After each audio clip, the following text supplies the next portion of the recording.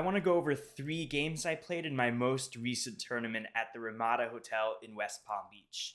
Alrighty, I'm at the tournament. This room here is for the scholastic players in school, and this is where I'll be playing, the open section, the Big Boys Club.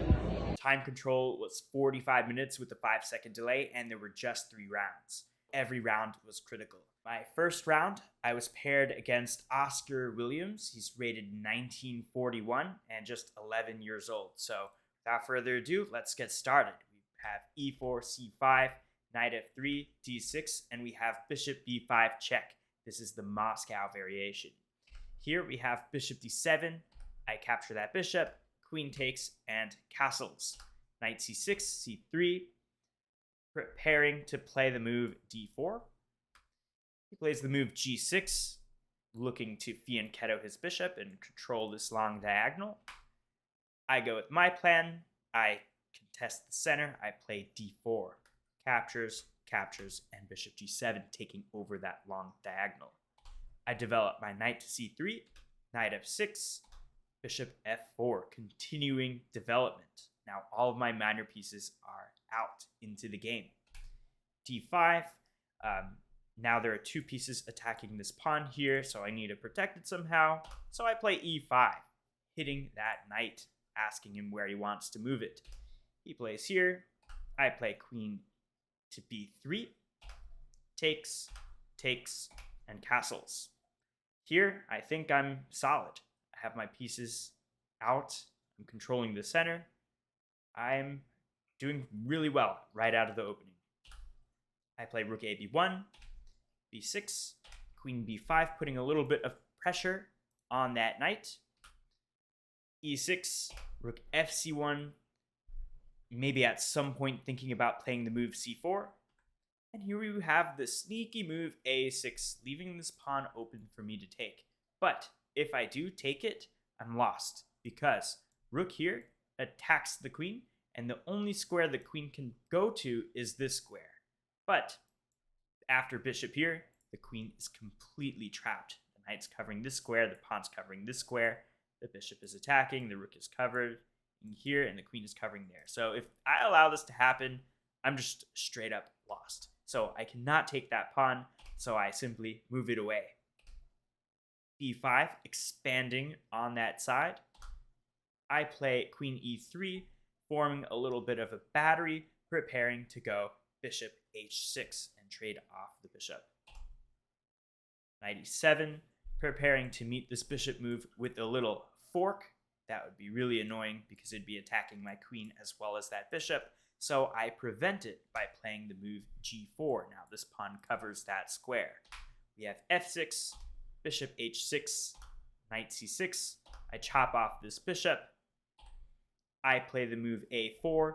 If the pawn captures, I'll play the move rook a1 to collect that pawn again. And then maybe I can double up, and I have something to work with on this file. But that's not quite what happened. Instead, we have a bunch of exchanges over here, and we get to an endgame. I feel like I can hold a draw. I don't really think I could lose this. So takes, check. I don't want to go to the corner because then my king will be shut out. But maybe in hindsight, it could have been okay if I planted a rook here on g1. Maybe some more trades. But I did want the king to be active, so that's why I moved to the left, because I want to eventually centralize my king through e2. Takes, takes, rook a6, rook b7. Now I'm occupying that 7th rank, doing a great job at cutting off this king, so the king cannot come forward, which is a nice accomplishment. Rook e4, threatening to take this pawn. There's really no way for me to protect it, so I try to play a little bit more aggressive. I slide my rook 1 square to the right. The idea behind this move is if he takes this pawn, I have rook b1. And then I'm threatening this, which would be checkmate.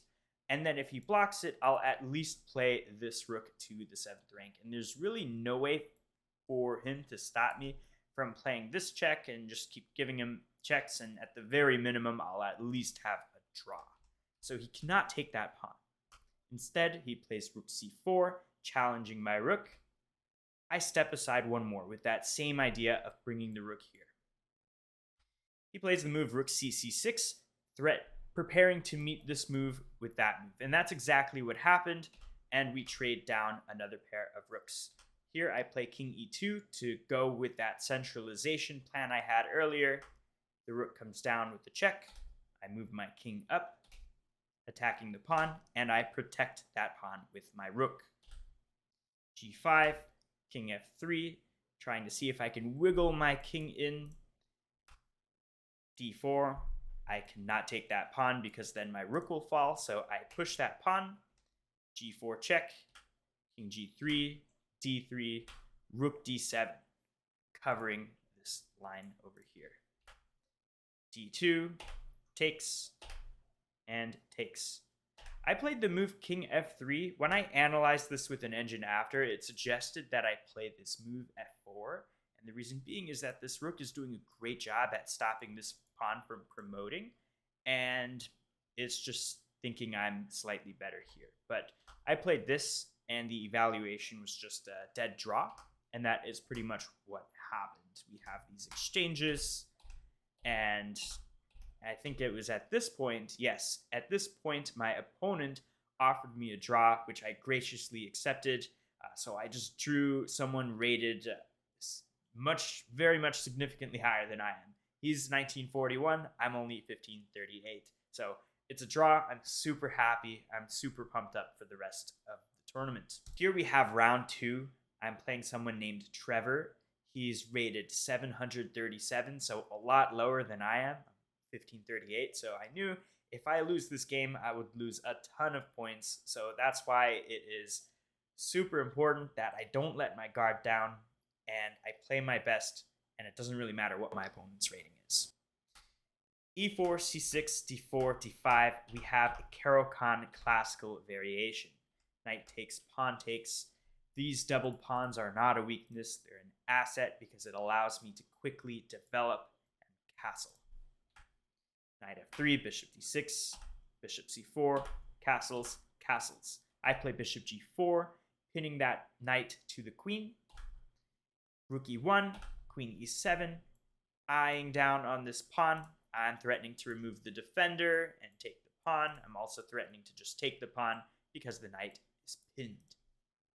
He completely ignores it and plays king f1, which I thought was a pretty strange move.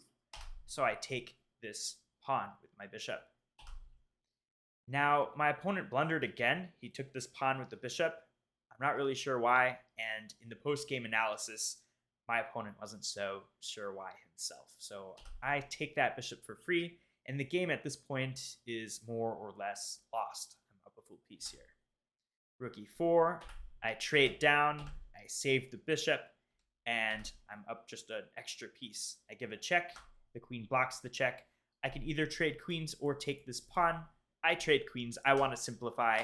I want this game to be over soon. I was getting hungry. I didn't eat yet. I want a lunch break. I want to end this game as soon as possible.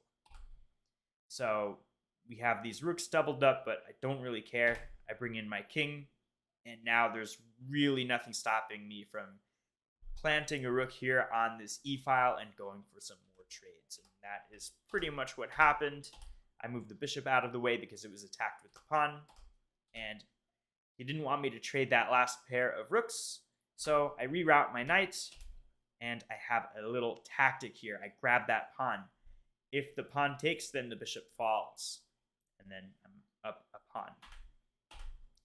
So here I'm eyeing the square now for my bishop to do some more trades. The knight is very nicely protecting that square. That's why I rerouted it there. d5, boom, bishop f4, forcing some more trades to happen. Takes, I take the pawn first back. I didn't want any sort of counterplay with that pawn. This rook gives a check, but I block it with mine. The rook takes. I don't take back with the knight because the knight is doing a great job protecting the bishop, so I take with the king. Takes, takes, and it was at this point where my opponent resigned. So I have one draw and one win going into the final round.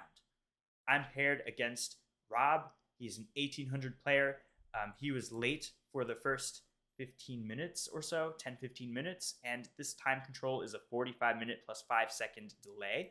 So that was a very significant time advantage I had right from the beginning.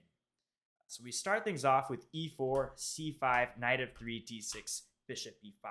And this is the same opening that I played in round 1. In round 1, my opponent played this bishop d7 move, and I captured that bishop. Here we have something slightly different. He moved his knight to the square. I play the move c3 to give my bishop a nice escape square if it's ever attacked. If I don't do that, let's say I make a random move and he attacks the bishop. Obviously, the bishop's not lost at this point, but if I move it back here, then it would be lost. After the bishop is attacked, I'd go here and the bishop is just trapped. So the point behind c3, it is a multi-purpose move. 1, it gives my bishop that escape square, and 2, it adds support if I eventually want to play the move d4 to contest that center. Knight of 6, attacking this pawn here, so I protect it with my queen. a6, bishop a4, looking at that escape square on c2 that was created when I pushed that pawn. e5, castles, bishop e7, rook d1, preparing to play the move d4. b5, I go to my escape square, and here we have queen c7. Boom, d4.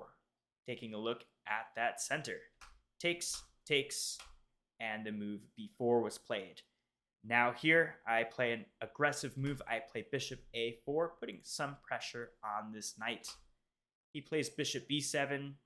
Now I try to open things up here. I take with the pawn. He cannot take back with the knight because it is pinned. So he has to take back with the pawn, and now my rook is on an open file, putting more pressure on that knight. That is exactly what happens. I have 2 pieces looking at that piece. So I play this bishop g5 move, preparing to remove the defender. If I take that knight, he can't take back this way because of that pin. So he would take back with either the bishop or pawn, and then I can take my pick. I can take this knight with either my bishop or rook, probably with my rook, and I'll just be up a full piece. So that's the threat. He needs to cover this knight. Otherwise, I'll remove the defender and win the knight. So he plays rook d8 to protect it. I play knight bd2 with aims to play rook c1 to attack the queen. And it also develops my last piece that wasn't yet developed. Castles, rook ac1, attacking the queen. The knight blocks. Probably the queen should have just moved away. Now that the knight blocked, the knight is now pinned to that queen. So the knight cannot move. He can't take that bishop. I have a rook behind it. So I want to add pressure to that pin, and I do it by playing queen c4. Now this knight takes. Probably my opponent's thinking it's a pawn, but it is a blunder. It immediately loses a piece. I can take here with the knight. And I'm just completely solid. He can't take because he'll lose the queen, and if he takes here, I'll just take here. His idea was to capture my rook like this, and then rook takes, and then take this knight. And this way, it's not good for me. But I took back with my bishop. Bishop takes, I take here, little intermediate move, and he's just simply down a piece. Takes, and I take here. And this game is all over in just a matter of moves. He played this queen to d3. His original intention was to play this move to d2, but then he realized my knight can just grab it. And he was getting really low on time. He only had a couple of seconds left, so he just quickly made this move here. But that pretty much is game over after bishop c2. He runs out of time, and that is the tournament for me. I ended up winning first place under 1800, second place in overall standings, and I got a trophy. This here is the trophy that I won under 1800, and super proud of myself. I also won $40. Thanks so much for watching, and have a great day.